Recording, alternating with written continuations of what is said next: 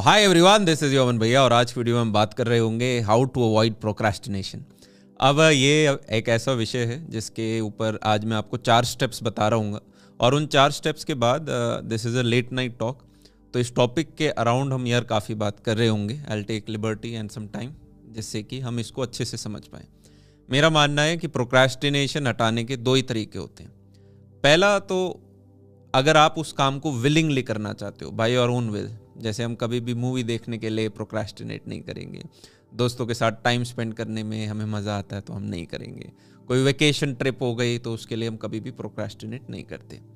पर at the दूसरा होता है कि कोई कंपल्शन आपके ऊपर डाल दे, ऑर्डर आपको दे दे कि कल को आपका गवर्नमेंट जॉब में हुआ और जो आपके सीनियर ऑफिसर हैं वो आपको कहेंगे कि भाई ये काम करना पड़ेगा, तो आप करोगे चाहे आपका मन है या नहीं है, नहीं तो आपको पनिशमेंट पोस्टिंग मिल जाएगी।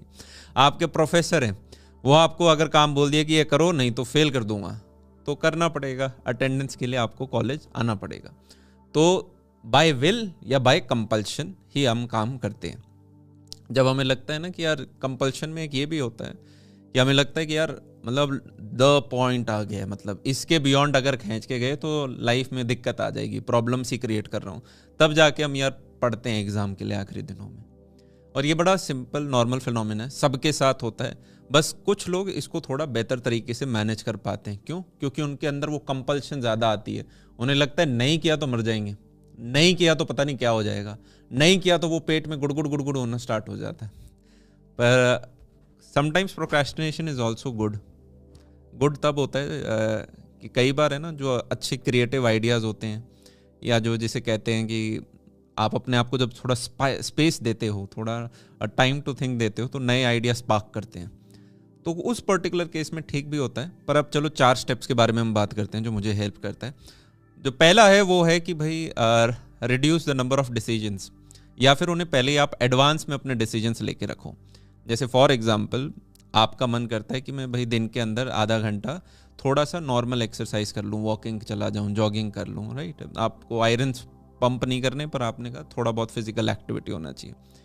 तो the better thing would be कि आप अपने आप को बोल दो कि मैं मंडे, वेडनेसडे, फ्राइडे जाऊँगा। पहले से आपने प्री डिसाइड कर रखा है कि 7 दिन में मैं 3 दिन जाने वाला हूँ, राइट। तो एक ग्रेटर प्रोबेबिलिटी है कि मंडे, वेडनेसडे, फ्राइडे को आप चले जाओगे। अगर आप हर दिन का यूँ रखोगे कि आज जाऊँ नहीं जाऊँ, तो वो दिन खत्म हो जाएगा पर हम जा नहीं पाएंगे। सेकंड होता है कि आपने डेट अगर फिक्स कर दिया है तो कोशिश करो एक टाइम भी अगर पॉसिबल है तो, आपका शेड्यूल आपको अलाउ करता है तो। ये हमारी स्टडी में हमें हेल्प करता है।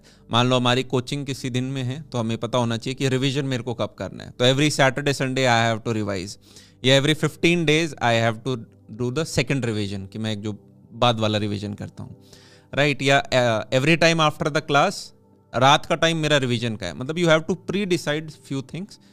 तो आपके दिमाग को हमेशा पता होता है कि ये चीज़ में मेरे को एडवांस डिसीजन पहले से ले रखा है। This helps. जो सेकंड स्टेप आप कर सकते हो वो है अपने आप को एक नथिंग जोन के अंदर डाल दो। इसको एक एग्जांपल से समझते हैं कि आपको मैंने एक कमरे के अंदर रख दिया और उस कमरे के अंदर सिर्फ एक ट्रेडमिल है, राइट, और कुछ नहीं कर सकते, ना आपके पास फ़ोन है ना आपके पास लैपटॉप है। तो आप क्या करोगे?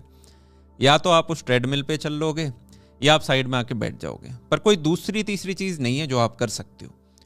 तो इसी प्रकार से आप अपने टास्क के ऊपर भी ये सेम लगा सकते हो। मान लो आपको पढ़ना है कुछ या आपको कोडिंग करनी है, तो आप अपने आप को, अपने दिन का सबसे इंपॉर्टेंट काम ही मेरे लिए था कि भाई मुझे कोड करना है या एग्जाम के लिए मेरे को तैयारी करनी है। आप अपने आप को एक कमरे में लेके जाओ और लक्ष्मण रेखा बांध दो चारों तरफ, और अपने सारे जो फिजिकल और डिजिटल डिस्ट्रैक्शन हैं उनको बाहर फेंक दो। आप चाह के भी मोबाइल यूज़ नहीं कर सकते, आप चाह के भी लैपटॉप यूज़ नहीं कर सकते, डिफिकल्ट कर दिया, अलमारी में रख दिया आपने DND पे डाल के, राइट। और उसके बाद आप बस उस कमरे में बैठे हो। अब या तो आप पढ़ सकते हो या आप साइड में ज़मीन पे बैठ सकते हो, ठीक है। मतलब ये 2 ही काम आप कर सकते हो। तो वहाँ पे जब कुछ दूसरा करने को नहीं होता और सामने हमें सिर्फ ये दिखता है कि यार यही है, तो एक हम अपने आप को कंपेल कर रहे होते हैं उस काम को करने के लिए। तीसरा होता है यार 5 मिनट रूल, मैं जैसे बोलता हूँ कि जिस भी काम से आप डर रहे हो, जो सबसे बड़ा मेंढक है जिस देख के हमें डर लगता है यार है तो इंपॉर्टेंट पर नहीं करना चाह रहा, उसको 5 मिनट के लिए कर लो बस। If you do it for 5 minutes, आप 2 घंटे के लिए कर लोगे उसको। There is a bigger probability कि अब आप नहीं रुकोगे, राइट। तो अगर आपको पार्क में वॉक करने जाना है, आज हम सारे वॉकिंग की एग्जांपल ले रहे हैं, और आपने जूते पहन के बस थोड़ा सा वॉक कर लिया, तो there is a good probability आप 1 घंटा भी वॉक कर लोगे। आपको किताब पे बैठ, आपने टेबल कुर्सी पे 5 मिनट बैठ गए, ठीक है, एक अपना एनवायरनमेंट बना के, तो there is a good probability कि आप 1-2 घंटे की पढ़ाई कर लोगे। तो फर्स्ट 5 मिनट का फ्रिक्शन हमें हमेशा फाइट करना है। चौथा, the most powerful is the environment. अगर आपके दोस्त ऐसे हैं जो आपको शाम को बाहर लेके चले जाते हैं तो आपके लिए पढ़ना मुश्किल हो जाएगा, ठीक है।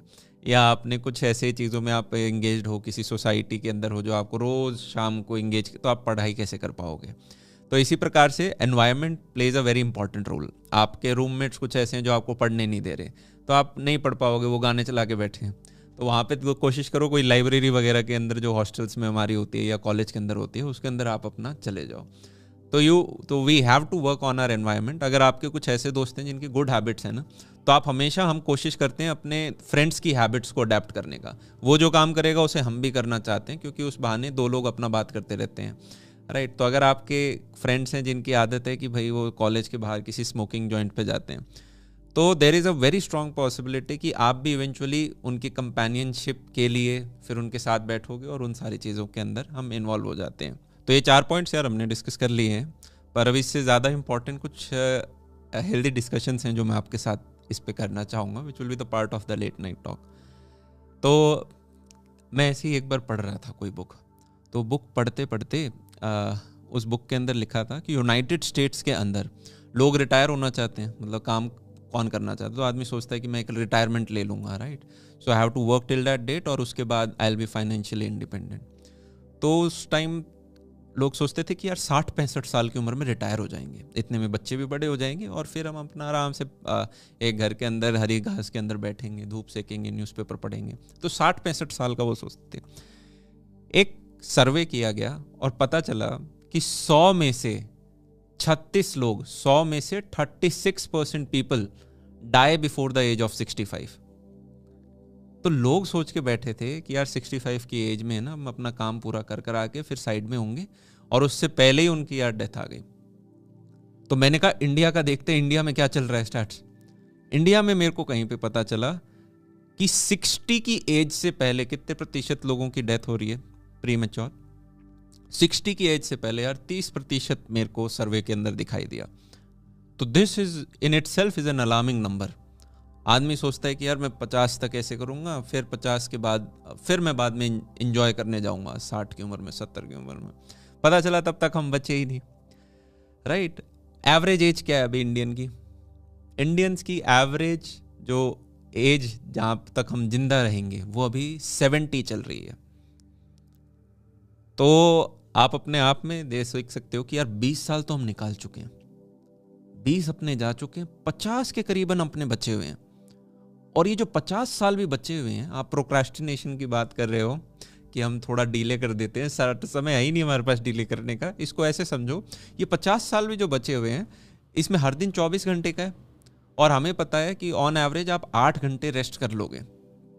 8 घंटे सोने का टाइम आप मानो, करीबन 10 घंटे आपका वर्किंग टाइम होगा। अब मैं हम 10 घंटे वर्किंग टाइम हो गया, कितने घंटे बचे? सिर्फ 6 घंटे बचे आपके लिए, अपने लिए, जिसमें आप खाओगे, पियोगे, नहाओगे, तैयार होगे, सारे काम वो भी आपको करने हैं। अब ये 6 घंटे कितना टाइम होता है पूरे दिन का? 25% of the time is left for your self, right.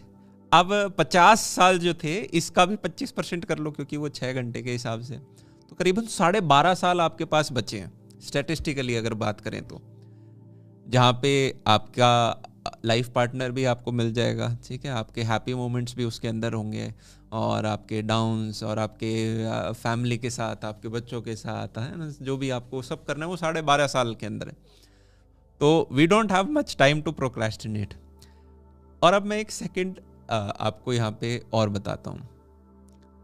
Scientifically it has been observed कि, या फिर छोड़ो साइंस को यार, आप अपने खुद के उसके ऊपर लगाना। अगर आप स्कूल कॉलेज स्टूडेंट हो, फ्रेशर हो, तो थोड़ा शायद इसको रिलेट करना मुश्किल होगा, बट फिर भी मैं एक एग्जांपल देने की कोशिश करता हूँ। ये स्पेशली उन लोगों के साथ ज़्यादा होता है जो अपने 30s के अंदर आ जाते हैं। जब भी लाइफ में आपका एक पैटर्न बनना स्टार्ट हो जाएगा ना, कि आप सुबह स्कूल जा रहे हो, दोपहर को स्कूल से वापस आ रहे हो, फिर शाम को होमवर्क कर रहे हो, सो रहे हो, या कल को जब जॉब करोगे तो जॉब गए, जॉब से वापस आए, या जो भी आप बिजनेस कर रहे हो, अपने सुबह गए, फिर अपने दुकान से वापस आ गए आप शाम को, उसके बाद आपको शाम का टाइम पता है, रात को मैं डिनर विनर करता हूँ, टीवी देखता हूँ, फिर सो जाता हूँ। और ये आपका जैसे ही एक पैटर्न बनना स्टार्ट हो जाता है तो टाइम फ्लाइज, लोगों को पता नहीं चलता समय कितनी तेज जाता है। हमें, अगर आपको अपना समय स्लो करना है, you have to bring experiences. आप हमेशा याद रखना, हमें अपना खाना याद नहीं रहता 3 दिन पहले क्या खाया था, पर डिनर तो हम कर ही रहे थे, 15-20 मिनट तो हमने लगाए थे, पर हमें याद नहीं। बट हमें हमेशा याद रहेगा कि आपने लास्ट वेकेशन कहाँ पे करके आए थे, इनफैक्ट वो कितने दिन की वेकेशन थी, उस वेकेशन पे आपने क्या क्या किया था, वो आपको याद रहेगा। तो एकदम से वो समय हमें बड़ा समय लगने लग जाता है। जब हमारे 11-12 का टाइम होता है, जब हम जबरदस्त मेहनत कर रहे होते हैं अपनी लाइफ की सबसे ज्यादा पढ़ाई के हिसाब से, वो टाइम हमें हमेशा याद रहेगा। आप कभी पीछे मुड़ के भी देखोगे, आपको पेन तो याद नहीं रहेगा कि यार बड़ा संघर्ष, पर आपको याद रहेगा यार हाँ यार ये इतनी मोटी मोटी किताबें हम नहीं पढ़ी थी, आर डी शर्मा थी, ये एनसीईआरटी थी, ये कोचिंग का मटेरियल था। सिमिलरली कॉलेज के फर्स्ट ईयर में नए एक्सपीरियंसेस मिलते हैं, आप हॉस्टल के अंदर आते हो, आपको नए दोस्त मिलते हैं, आप कपड़े अलग अच्छे पहनते हो, बाहर खाना खाने जाते हो, बंक करते हो, सारी चीजें होती हैं। तो always as a learner, as a student, our goal should be to be a learner. जो व्यक्ति हमेशा कुछ सीखता रहेगा उसे नए एक्सपीरियंसेस मिलेंगे। जिसने मान लो कॉलेज के बाद पढ़ना छोड़ दिया, स्कूल के बाद इतना कुछ अपने ऊपर, कॉलेज के बाद आप नहीं एफर्ट डाल रहे, वो व्यक्ति के लिए एक पैटर्न बन जाता है, right. Learning is not only academic learning, learning is also by experiences. I always say don't only be rich but be also be rich in experiences. तो आपको यूं लगेगा यार इस साल मैंने क्या क्या नया करा। एज अ स्टूडेंट आपका होना चाहिए कि चलो मैंने इंटर्नशिप कर ली, मैंने प्लेसमेंट कर ली, मैंने ये डीएसए सीख लिया, मैंने वेब डी सीख ली, मैंने जीपी अच्छी कर ली, ये आपके सारे हो गए। फिर एक पॉइंट के बाद इस साल मैंने क्या किया, मैंने ये 4 चीजें नहीं करी, मेरे साथ इस साल ये 5 चीजें नहीं हुई, और उनको आप लिख पाओ और वो आपके लिए ब्रैगवर्दी होनी चाहिए। तो हम अपनी लाइफ को अच्छे से जी पा रहे हैं, तो हम प्रोक्रेस्टिनेशन को असली में हटा पा रहे हैं।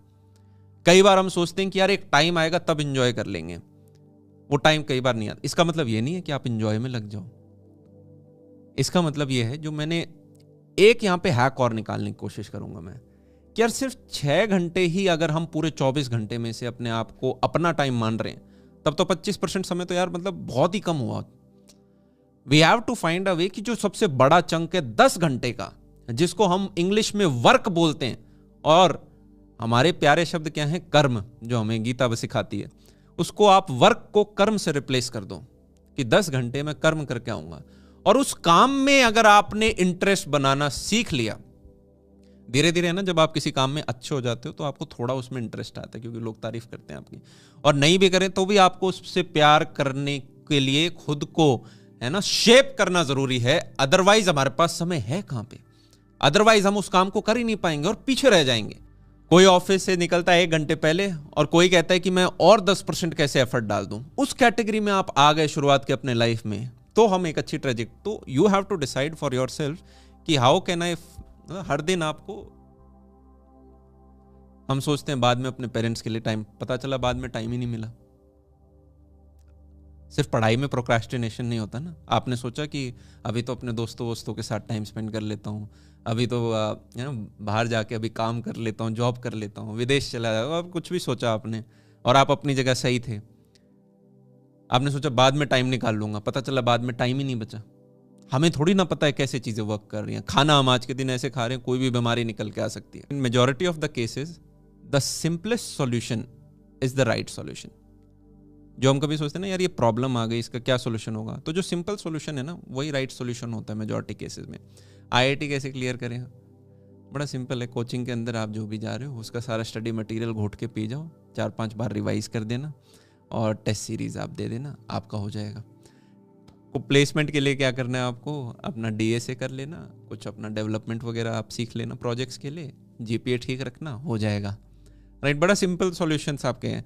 And always look out for the actions and not the words. आपको किसी की भी व्यक्ति से कुछ सीखना है तो हमेशा उनके एक्शंस को आप ऑब्जर्व करो, ना कि वर्ड्स को। क्या चीज समझ में आई? Because we live in a society, you have to understand as an individual. हमारी सोसाइटी का एक सिंपल रूल है, पीपल, अगर आप एक स्टूडेंट हो, आप लाइफ में जब भी संघर्ष कर रहे होगे, आप अंडरडॉग हो, आप जब भी संघर्ष कर रहे हो, आप स्टूडेंट हो अभी, तो आपके आस पड़ोस के लोग सब क्या चाहेंगे, they want good for you. मतलब वैसे तो कोई गुड नहीं चाहता, लोग सोचते हैं ना पढ़े ये, पर फिर भी चलो शुरुआती फेज में क्या होता है, लोग वांट कि भाई हाँ ये अच्छा करे, बट दे नेवर वॉन्ट कि you do better than them. समझ रहे हो? जब आप उनसे अच्छा करने लग जाओगे देन दे फील लाइक अरे यार नहीं, मतलब आपको अच्छा emotion. That's why many people in India hide their wealth, even if they are wealthy they will not show. वो बचना चाहेंगे क्योंकि सोसाइटी का पर्सपेक्टिव उनके प्रति एकदम से बदल जाता है। चीज समझ में आ रही है? Whenever you read out all these philosophers, आपको बहुत सारे philosophers मिलेंगे, अभी आप कभी समय मिले कॉलेज के अंदर आप पढ़ना, राइट। हर एक फिलोसफर दूसरे की बुराई करेगा। एरिस्टोटल बोलेगा प्लेटो की ये चीज़ अच्छी थी पर ये चीज़ के मैं एकदम विरुद्ध हूँ, राइट। इंडिया में आपको चाणक्य जी कुछ बोलते हुए, मतलब हर एक व्यक्ति कुछ ना कुछ बोलेगा। और चलो ये तो फिर भी कुछ नए न्यू एज गुरुज भी हैं, वो भी आपको कुछ कुछ बोलेंगे, ये तो एकदम खराब है, मैं जो बता रहा हूँ वो सही है, राइट। पहले दूसरे को खराब बोलेंगे, फिर बोले मैं जो बता रहा हूँ। फिर आप उनके एक्शंस को देखना स्टार्ट करते हो कि यार ठीक है, मुझे कैमरा पे जो दिख रहा है वो एक बड़ी दाढ़ी दिख रही है, मतलब अच्छा सेटअप है, आप एक अच्छी जगह बैठे हुए हो, बाल वाल हैं, राइट, आपके वो सारे हैं, राइट। और यहाँ पे कोई भी किसी के इमोशन हर्ट करने की नहीं, और बात अवेयरनेस की यहाँ पे। पर आप जब फिर देखते हो कि यार अच्छा यार इस व्यक्ति के पास ये तो रोल्स रॉयस से नीचे गाड़ी नहीं चलाते हैं, ये तो सबसे महंगी एसयूवी चलाते हैं। तो दुनिया को तो एक तरह से चीज़ें मिल रही हैं कि भाई आप अच्छा जीवन जियो, मतलब ये मत करो, वो मतलब पैसा इविल होता है, ये होता है, वो होता है, ऑल दोस पूर। पर वहाँ दूसरी बैकग्राउंड में देखोगे तो आप सैकड़ों एकड़ ज़मीन है इनके पास, हज़ारों एकड़ ज़मीन है, तो फिर आप कंफ्यूज हो जाओगे। तो यू विल ऑब्जर्व कि यार majority of this people are either from very wealthy family. In fact कुछ केसेस में तो ये प्रिंस होते हैं, राजा वाजा भी हुआ करते थे कई के। तो आप देखोगे यार मतलब हम तो चाह के भी इनसे रिलेट नहीं कर सकते। हमारा वो बैकग्राउंड रहा है कि यार जहाँ पे हमारे पास कुछ थी नहीं, फीलिंग ऑफ स्कैरसिटी, माँ बाप को हमने स्ट्रगल करते हुए देखा है, कहीं उन्होंने अपनी इच्छाएं पूरी नहीं करी, हमारी काफ़ी सारी इच्छाएं को बांधा। तो हमने देखा है कि यार कैसे, मतलब स्कूल में बच्चे बड़ी बड़ी गाड़ी में भी कोई आ रहा है, हम पैदल जा रहे हैं। वहाँ उस परिस्थिति से आपके अंदर एक भूख होती है, राइट। पर वहाँ से आएगा कि नहीं नहीं इन चीज़ों के पीछे आप कहाँ, नहीं आप तो गलत सोच रहे हो, तो आप कंफ्यूज हो जाओगे क्या करें। तो हमेशा what my learning came out from it is like before reading all the philosophies, first become rich in experiences, right। और एक बार आप अपने पैरों पे थोड़े खड़ा हो जाओगे तो उन चीज़ों को अच्छे से जज भी कर पाओगे। हाँ, थोड़ी बहुत चीज़ें हमें पता होनी चाहिए भाई, बड़ों के साथ सम्मान से बात करना है, माता पिता का ध्यान रखना है, राइट। हमें किसी के साथ बुरा भला नहीं सोचना है किसी का। हाँ, पर अपने काम के प्रति जो चीज़ें चाहिए उसके लिए हम सारी चीज़ लगा देंगे, साम दाम दंड भेद सारे उसके लिए हम लगा रहे होंगे, राइट। तो आपके कुछ बेसिक्स क्लियर होने चाहिए, पर उसके बाद आप बहुत डीप इनमें जाने की ज़रूरत नहीं है। पहले अपने आप को आप इस्टेब्लिश कर लो। एंड प्रोक्रेस्टिनेशन का जो उत्तर था वो पहली लाइन के अंदर मैंने आपको दे दिया था।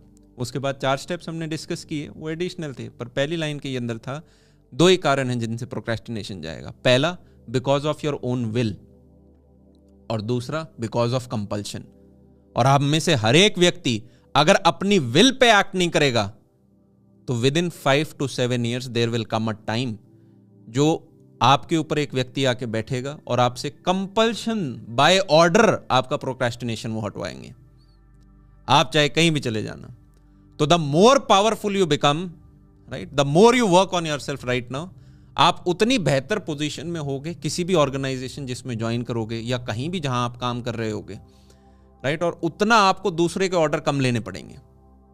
अब प्रश्न ये है, आप अपने ऑर्डर लेना चाहते हो? ऑर्डर लेना खराब नहीं है, बिना ऑर्डर्स के तो सोसाइटी नहीं चलेगी। प्रधानमंत्री जी ऑर्डर देते हैं, फिर नीचे पूरा सिस्टम एक ऑर्डर से चलता है। पर एक होता है कि एक पॉइंट के बाद, समझ गए ना, आप भावना समझ गए वहाँ पे। और अपने ऊपर अगर आप शुरुआत में टाइम नहीं लगाते ना तो हमारे अंदर कहीं ना कहीं रिग्रेट रह जाता है। इसका मैं एक और उदाहरण देता हूँ। मैं रिसेंटली कहीं 1-2 साल पहले की बात है, तो मेरे 2-4 इंटरव्यू हुए थे कहीं पे, तो वो पॉडकास्ट में मैं जाता था, वो पूछते थे क्या करते हो पूरे दिन। तो ऐसे ही एक मेरे दोस्त ही थे, उन्होंने बुलाया, उन्होंने पूछा, तो फिर उन्होंने आगे से कहा कि यार तेरा बहुत बिजी शेड्यूल है, मतलब तू लाइफ को एंजॉय नहीं कर रहा, you are not enjoying your life. नीचे कमेंट सेक्शन में बच्चों ने भी बोलना स्टार्ट कर दिया, हाँ भाई इतने काम की भी क्या ज़रूरत है, लाइफ को एंजॉय भी करना चाहिए। और मैं एक उसके अंदर आ गया, कहीं यार मैं लाइफ को एंजॉय तो नहीं कर रहा, कहीं अर्ली 20s में एंजॉय तो नहीं करना होता क्या है कि आप इंस्टाग्राम के ऊपर होते हो या व्हाट्सएप के ऊपर होते हो और आपका एक 200-300 स्कूल कॉलेज दोस्तों का एक ग्रुप होता है, और हर फ्राइडे सैटरडे संडे जब स्पेशली जॉब लग जाती है लोग है ना बाहर जाएंगे और उन 300 में से 10 लोग भी अपनी फोटो खींच के देखो आज हम बाहर घूमने आए और वो अपने स्टेटस में डाल देते हैं, तो बचे हुए 290 लोग सोचते हैं ओहो भाई हम तो पीछे रह गए, ये तो लोग सारे के सारे बाहर घूमने गए हुए, हम तो यार एंजॉय नहीं कर पा रहे। तो वो एक सीए थे, उनके साथ में बैठा था, तो वो बता रहे थे कि यार अमन काफ़ी लोग हैं जो 30s के अंदर आके रियलाइज़ करते हैं कि लाइफ एकदम से हार्ड हो गई है। 30s के अंदर उन्हें लगता है कि जब एकदम से जिम्मेवारी बढ़ जाती है, शादी वगैरह हो जाती है, बच्चे स्कूल जा रहे होते हैं, हेल्थ का आपको ध्यान रखना है, एजुकेशन का आपको ध्यान रखना है, आपके खुद के जो पेरेंट्स हैं उनकी एज हो रही है तो उनके हेल्थ एक्सपेंसेस और बढ़ गए हैं, और फिर उन्हें एकदम से लगता है कि यार महंगाई बढ़ गई है। ऑल्दो वो महंगाई सबके लिए सेम ही रही होती है, पर उनको लगता है उनके लिए ज़्यादा बढ़ गई है, या सिचुएशंस हार्ड हो गई हैं। कैसे? क्योंकि भाई शुरुआत के 20s के अंदर जब समय था उस टाइम थोड़ा मस्ती वस्ती में टाइम ज़्यादा लगा दिया, या जो पैसा कमाया उसको इन अच्छी जगह लगाने की जगह खराब जगह लगा दिया, ठीक है, दूसरों को दिखाने वाली चीज़ों में लगा दिया, तो योलो वहाँ पे एक्टिवेट हो गया, राइट? कि जहाँ पे हमें देखना था कैसे मैं अपना आपको how I can make more money, how I can grow faster, how I can race के अंदर आगे और बढ़ पाए, वहाँ पे वो दूसरी चीज़ों के अंदर कि यार चीज़ें। तो स्कूल के अंदर हमने अपने आगे कॉलेज के लिए, कॉलेज के अंदर हम जॉब के लिए, जॉब के अंदर हम आगे करते हैं कि भाई हमारे अच्छे प्रमोशन हों, और 20s में जो व्यक्ति काम करता है वो अपने 30s प्रोटेक्ट करता है। आज जो हम अपनी फिटनेस के ऊपर काम करते हैं, वर्क करते हैं, वो हम अपने 20s या 30s को सुधारने के लिए थोड़ा ना कर रहे हैं, वो हम अपने 50s और 60s को सुधारने के लिए कर रहे होते हैं, राइट? तो we have to be honest with ourselves. तो इसी के साथ लग जाओ अपने काम के साथ, तब तक के लिए love you all, take care and